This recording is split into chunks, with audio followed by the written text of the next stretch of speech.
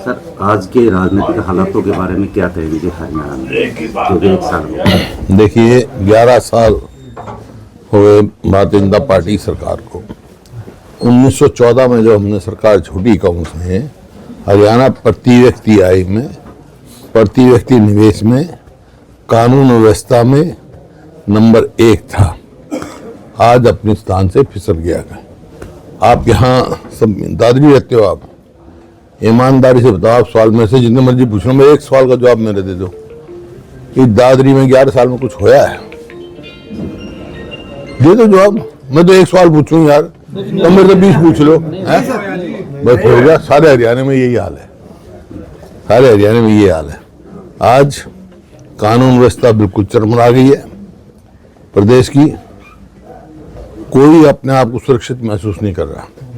ये मैं नहीं कह रहा, केंद्र का जो गृह मंत्रालय है उसकी रिपोर्ट है कि हरियाणा प्रदेश पूरे देश में सबसे ज्यादा असुरक्षित।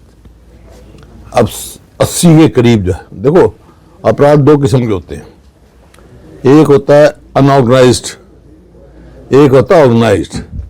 अनऑर्गेनाइज्ड अपराध होते रहते हैं हर समय में, जैसे भाई भाई का लड़ाई होगी, पड़ोसी की होगी, एक्सीडेंट हो गया, ये इस किस्म की वो अनऑर्गेनाइज्ड है, स्पॉन्टेनियस हो गया। एक होता है ऑर्गेनाइज्ड। ऑर्गेनाइज्ड होता है गिरोह करते हैं, फिरौतियां मांगते हैं, बैंक लूटते हैं और फिर ओन करते हैं, भाई ये काम हम कदर करते हैं, फिर कहते हैं आपने करा। आज हरियाणा में 80 ऑर्गेनाइज्ड गैंग काम कर रहे हैं, 80। तो इस वास्ते कहाँ सुरक्षा आगे हो रही? अभी मेरे को बताया, परसों भी यहाँ दादरी में मर्डर हुआ है। मतलब मर्डर, बलात्कार, फिरौती, डकैती, मतलब बहुत अपराध बढ़ गया। और शिक्षा में जो एक हब बनाया था हमारे समय में, शिक्षा का हब, वो पिछड़ रहा है। मतलब स्कूल ही बंद कर दिए बहुत सारे इन्होंने। मतलब ये परिस्थिति कर दी प्रदेश में, स्कूल में जाओ तो मास्टर नहीं, अस्पताल में जाओ तो डॉक्टर नहीं, दफ्तर में जाओ तो अपना कर्मचारी नहीं, कर्मचारी ढूंढे नहीं मिलेंगे। ये कानून व्यवस्था की है। और किसान की जो हालत है, इनका वायदा था 2022 तक हम आमदनी दुगनी करेंगे किसान की। आमदनी तो दुगनी करी नहीं, लागत कई गुना बढ़ा दी। देख लो 2014 में डीजल का क्या भाव था, खाद का क्या था, कीटनाशक दवाइयों में क्या था। हमारे समय में कोई टैक्स नहीं था उनके ऊपर, अब जीएसटी लगे हुए है और कीमत भी बढ़ गई है। हर हिसाब से लागत तो बहुत बढ़ रही है और किसान को एमएसपी नहीं मिल रहा। जहाँ जिस इलाके में धान पैदा करते हैं वहाँ धान की एमएसपी नहीं। इतना धोखा हो रहा है। 2389 कीमत है उसकी एमएसपी। पर्ची तो उतने ही काटेंगे लेकिन कटौती कर देंगे, 500 रुपये क्विंटल, 600 रुपये क्विंटल, ये हो रहा है। और ये आज रोज पड़ रहा है। मैं तो कितने दिन से कह रहा हूँ, धान की खरीद का बड़ा भारी घोटाला हुआ है हमारे प्रदेश में। उसकी जांच होनी चाहिए सीबीआई द्वारा, हाईकोर्ट के जज के द्वारा जांच होनी चाहिए। बाजरे की खरीद देख लो, कपास देख लो, 1000 रुपये क्विंटल कम बिक रही है कहीं। मूंग की देख लो, कोई भी। और कहने को कहेंगे, हर बारी उठते कह देंगे कि हम 24 फसलों पे एमएसपी दे रहे हैं। भाई मैंने कई बार असेंबली में पूछा, भाई 24 फसलों के नाम तो गिना दे जो हरियाणा में होते हैं। हरियाणा 24 फसल होती नहीं, कौन सी फसलों में देते हैं? जो होती है उसी की नहीं दे रहे। तो इस प्रकार से किसान की बहुत है।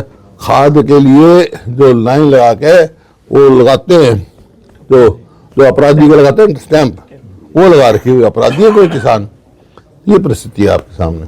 सर, बिहार चुनाव के बाद जो नतीजे निकले हैं महागठबंधन के, तो क्या मानते हैं जी, किस तरह के हरियाणा प्रदेश? देखिए, मैंने पहले ही कहा था, जिस दिन ये नतीजे निकले, उम्मीद से ऐसी उम्मीद नहीं थी कांग्रेस को, तो उसका पार्टी विश्लेषण करेगी, जब आपको बताएंगे।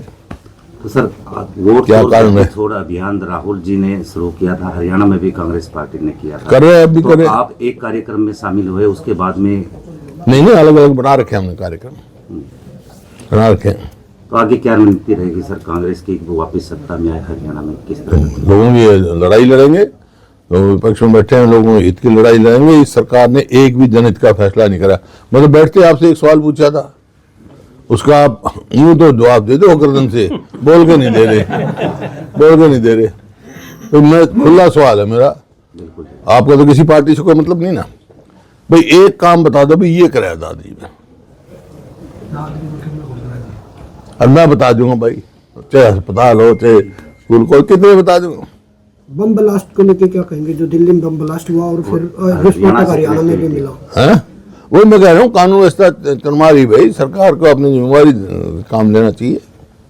दादरी में उठा साहब गुंडागर्दी हो रही है और सरकार कह रही है कि हम जनता के साथ हैं। हम जब भी तो विरोध करें इस जनता का, इस सरकार का, जनता के हित में इस सरकार का विरोध कर रहे हैं और करेंगे। सेशन आएगा जो देखना, अब ये जो जा रहे हैं वोट चोर के, उसमें साथ ये भी मुद्दे हैं, महंगाई का है, बेरोजगारी का है। बेरोजगारी में आज हरियाणा नंबर 1 हो गया, जबकि पहले सबसे ज्यादा रोजगार थे।